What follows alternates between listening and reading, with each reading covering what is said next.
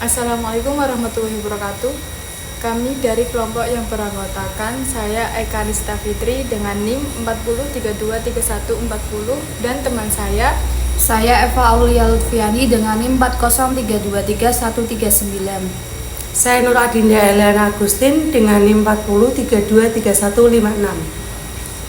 Kami akan memaparkan materi dengan judul pengujian substantif investasi untuk memenuhi tugas UAS mata kuliah pengauditan 2, dosen pengampu Bapak Muhammad Nasrullah.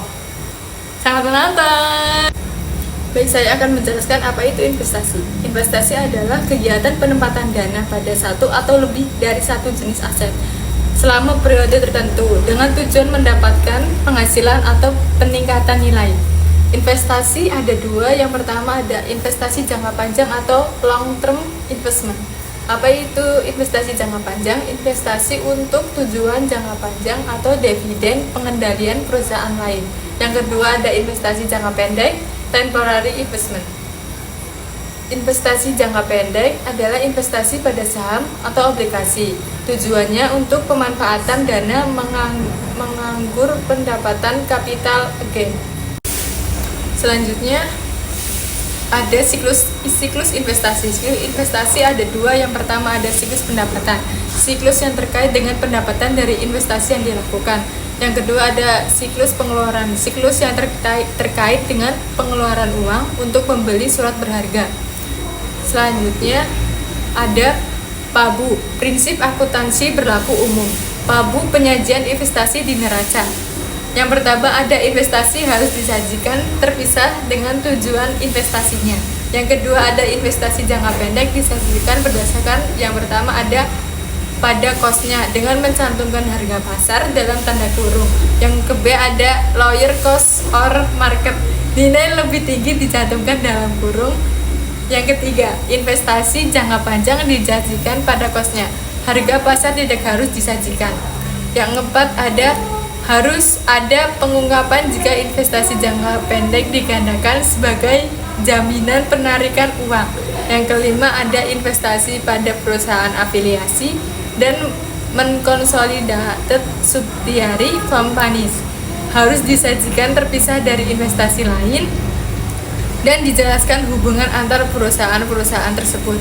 Yang keenam ada treasury stock atau treasury bond, sebagai disajikan sebagai pengurangan utang, obligasi atau modal saham. Yang ketujuh ada jangka investasi bukan sebagai penghasilan perusahaan, maka penghasilan tersebut dicatat sebagai penghasilan di luar usaha.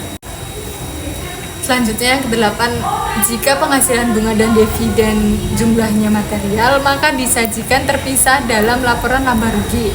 Yang kesembilan ada laba rugi penjualan investasi jangka pendek yang material, harus disajikan terpisah dalam laporan laba rugi dalam kelompok penghasilan di luar usaha. Nilai yang disajikan setelah dikurangi pajak. Yang ke-10 ada laba atau rugi di transaksi yang berkaitan dengan saham yang dikeluarkan sendiri oleh perusahaan, tidak boleh diperhitungkan dalam penentuan laba atau rugi perusahaan. Laba atau rugi ini diperlakukan sebagai tambahan atau pengurang unsur modal. Selanjutnya ada tujuan pengujian substantif. Tujuan pengujian substantif ada 5. Yang pertama asersi keberadaan dan keterjadian. Yang pertama membuktikan apakah seluruh saldo investasi surat berharga benar-benar ada pada tanggal neraca. Yang kedua pembuktian apakah seluruh transaksi investasi benar-benar terjadi dan bukan rekayasa manajemen. Yang kedua ada asersi kelengkapan. Yang pertama menekankan apakah seluruh transaksi dan saldo yang tercantum di laporan keuangan sudah benar-benar dicatat dan disajikan. Yang ketiga ada asersi hak kewajiban, memastikan apakah perusahaan mempunyai hak kepemilikan yang sah atas investasi surat berharga dan modal saham. Yang keempat asersi penilaian dan pengelolaan, Auditor berusaha memperoleh bukti apakah saldo investasi telah disajikan dalam laporan keuangan pada jumlah yang tepat dan sesuai dengan PABU. Selanjutnya yang kelima atau yang terakhir ada asersi pelaporan dan pengungkapan. Apakah transaksi dan saldo investasi yang tercatat telah tepat diklarifikasikan, dijelaskan dan diungkapkan dalam neraca. Selanjutnya ada pengujian substantif investasi.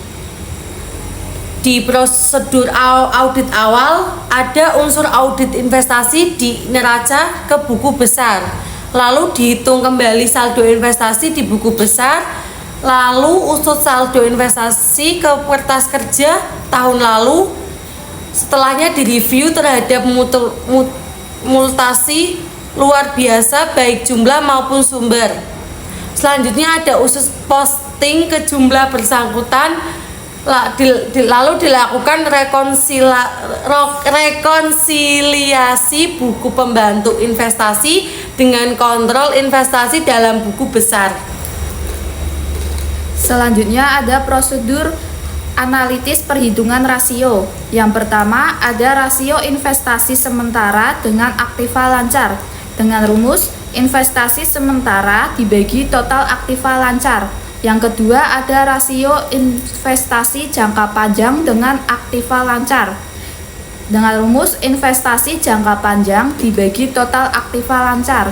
Yang ketiga ada rate of return masing-masing golongan investasi dengan rumus pendapatan bunga dibagi rata-rata investasi golongan tertentu. Yang terakhir ada return on investment dengan rumus pendapatan dari investasi dikurangi biaya investasi dibagi biaya investasi. Selanjutnya ada pengujian terhadap transaksi secara rinci. Yang pertama, periksa dokumen pendukung pemerolehan surat berharga. Untuk auditor melakukan pemeriksaan terhadap bukti transaksi pembelian investasi jangka pendek dan untuk memeriksa otorisasi bukti kas keluar. Yang kedua ada hitung kembali pendapatan bunga dan dividen. Untuk auditor menganalisis akun pendapatan investasi dan mengusut ke bukti kas masuk dan bukti memorial dan untuk menghitung kembali pendapatan. Yang ketiga ada hitung kembali laba atau rugi penjualan surat berharga untuk memverifikasi bunga dan capital gain atau loss dan hitung kembali pendapatan bunga dan capital gain atau loss. Selanjutnya ada pengujian terhadap saldo akun rinci. Yang pertama, pelajari notulen rapat pemegang saham dan direksi. Untuk auditor berkewajiban mempelajari notulen RPS, dikirimkan konfirmasi surat berharga ke klien yang berada di tangan pihak lain. Yang kedua, ada lakukan rekonsiliasi surat berharga yang dihitung dengan konfirmasi untuk mencocokkan hasil perhitungan di neraca dengan jawaban konfirmasi. Yang ketiga, lakukan inspeksi dan pemeriksaan terhadap polisi asuransi surat berharga. Yang keempat, bandingkan metode penilaian investasi klien dengan prinsip akuntansi berlaku umum. Yang terakhir, bandingkan nilai investasi dengan harga pasar surat berharga. Baik, itulah pemaparan dari kelompok kami dengan materi pengujian substantif investasi. Sekian dari kelompok kami, kurang lebihnya mohon maaf. Wassalamualaikum warahmatullahi wabarakatuh. Jangan lupa like, comment, and subscribe.